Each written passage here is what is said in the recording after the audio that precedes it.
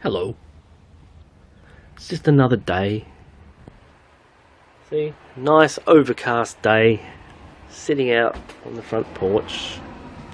Yeah, had a good day. I had a driving lesson today. I used to have a license, but that was quite a number of years ago now. And, well, I moved on. Haven't needed a license for some time, and it sort of got ahead of me, and now I have to go through the whole process again. Such is life. Yeah, speaking of which, I did actually buy Redress's album Such Is Life recently. Only recently. I used to be a big fan. I used to go to all their gigs and friends in the band, and miss those guys. But anyway, moving on. I had a driving lesson today to try and get my license back, and yeah, it went well. Just jumped in there. Decided to go for a manual license. It's not so common these days.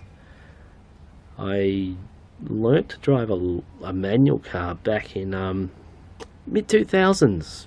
Yeah, I was driving since the early 90s. I actually started doing lessons in a manual car, but I sucked so much, and the instructor would just constantly yell at me that I decided, stuff that.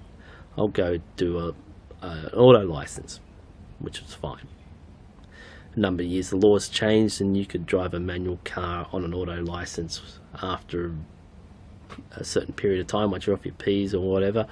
And I ended up driving an auto for quite a number of years, until about the mid-2000s. I was working at a job, and there was a manual truck. I had to go do deliveries. My boss gave me a quick lesson, and I learnt the rest just nutting it out myself, driving around in the truck, grinding the gears till I got it right, which is pretty bad for the gearbox, but it's okay. The gearbox survived that short period and went on for years, and eventually had a broken part, but gearboxes have broken parts eventually anyway. It's just more cheaper to fix it in a manual car than an auto, though that's slowly changing, I guess. It's more common to have an auto car and a license these days. Even a lot of the driving instructors, they don't have manual cars there for to use.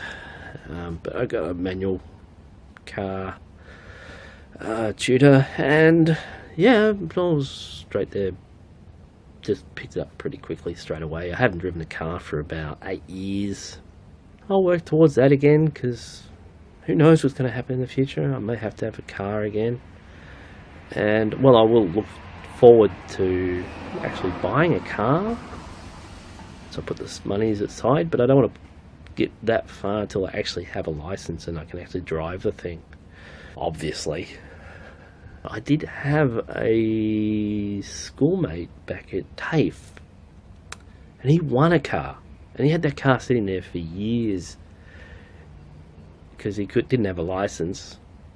And it was years ago now. He would probably now. He had that car there waiting for him to get a license and then drive the car. But that's another story. Still working on events and stuff. We have something organising at the moment. Trying to keep it hush-hush at the moment till we get the promotion done, and then we'll spread the word.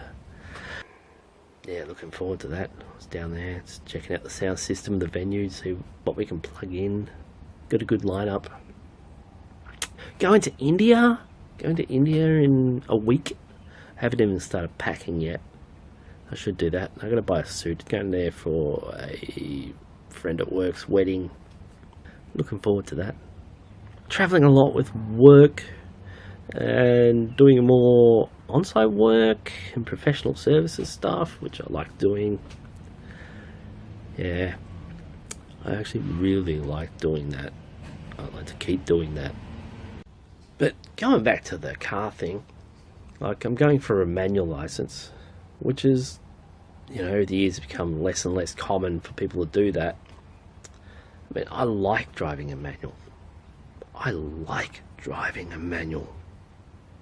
it is fun. I mean, I was driving since the early 90s up to the end of the 2000s, and it was only probably in about mid 2000s to the end of the 2000s I was driving a manual car.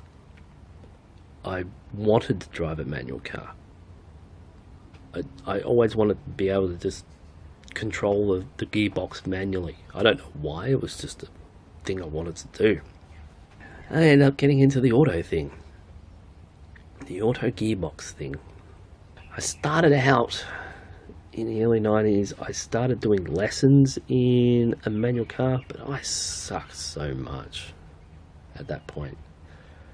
But in the mid 2000s, I got a job where the idea was that I had to go drive this truck and do deliveries. And it was a manual truck. So the boss got me in a truck, gave me a quick lesson, and said, just go for a drive. So I went for a drive. And, soon after, I was driving that thing fluently. And I eventually got a manual car, and I liked it. I didn't want to go back. I really liked it. But anyway, I'm doing lessons in it. I did fine. Did a manual car lesson today, just because I need to know the test again. So I have to do the lessons to know what's in the test these days, because I got no idea. It was like decades ago I did the last test. Yeah, it was fine. It was like, yeah, you should book yourself in for the test. Okay.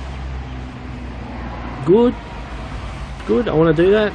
So we get to the end of the lesson, you say, the next lesson we could do like an hour of driving around and an hour doing the test course. And I said, well, I really want more practice before getting into that.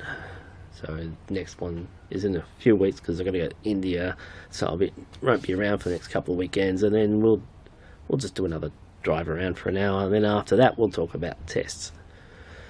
I'm also experimenting with just cutting up these blogs, doing it in bits and bobs and then slice it all together.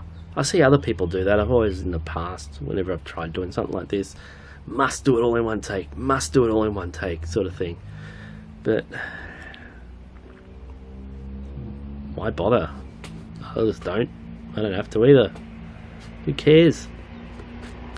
Going to Malaysia again. Been there a couple of times now for work. Won't be taking any extra days off. Originally I was planning on it, but while I'm there, but it's not going to happen, because I've got an event coming the weekend after, and I have to get back. I've got someone flying over from Queensland to stay here, and I don't know what day we'll get him here, so it's like, nah, got to be here, which I'm looking forward to. More news to come on that. I was out roaming the streets of Collingwood with Mr. Gordon Taylor of Infectious Unease Radio last night. Yeah, he was having a few drinks. I didn't drink. I had to go out to drive today. I didn't want to, that sort of stuff stays in your system the next morning, so yeah, didn't want to go there. Made that mistake a number of times in the past. So, live and learn. Such is life. Was just then talking to my housemate, telling me about her fish. She's been collecting fish. Got a few fish tanks there. One of them's ready to mate, so they're dragging their way across the bottom of the tank. It's hard to wake when you're a fish. Zamir, on his way from mass rejection. We've got to redo his CD cover. We didn't do it at a higher DPI as we should have. We thought we'd get away with it because we gave it to them and they said, no, that's fine. They gave us a test sample and it was good, and then they did a run and it wasn't good. So I was like, nah, we should do it properly. So we're going to do that. But you never know. The ones that weren't so good, they may be a collector's item someday. Yep, that happens. Misprints always become a collector's item. Well, not always, but it does happen. I've got a song on a compilation album It's out there. It's actually pretty popular in Europe, as it was released about 7-8 years ago, and apparently it's been going for hundreds of dollars. And well, I've got a copy, but I'm not going to sell it. It's the Infectious Unease Compilation 1. So there's only one Compilation 1 at this stage. Yeah, it's a bit collector's item. And people in Europe all want it, which is pretty cool. Because, well, I think it's cool because I'm on it, and my mate released it. Got lots of bands, lots of Australian industrial, electronica, etc. sort of bands. Well, I haven't actually listened to it in a while. I used to listen to it a bit. But, you know, time goes on, you get new CDs and new albums and listen to new things, and it gets pushed aside.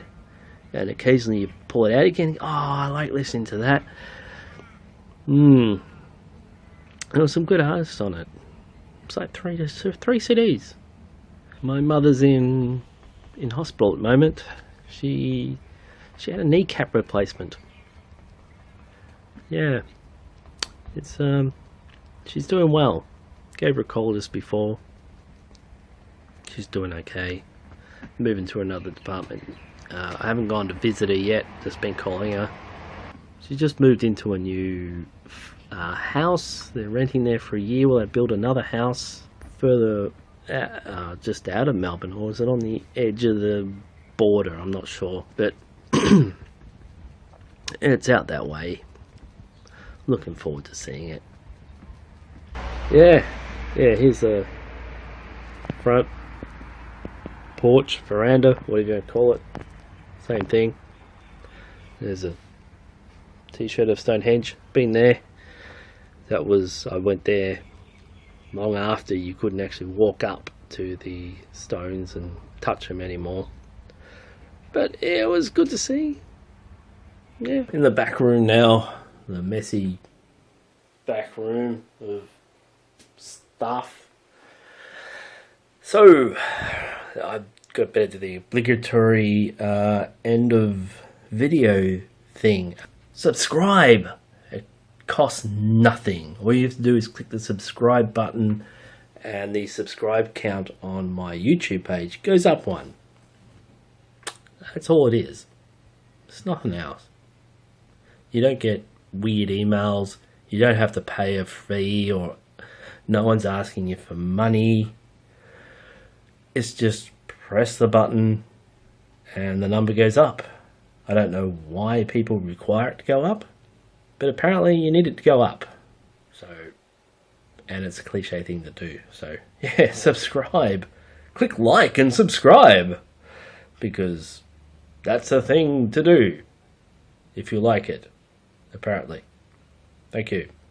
Not that there's much to like on my my humble blog, but just do it anyway, because, well, I can't make you do anything you don't want to do. If you don't want to do it, stuff you. I don't care.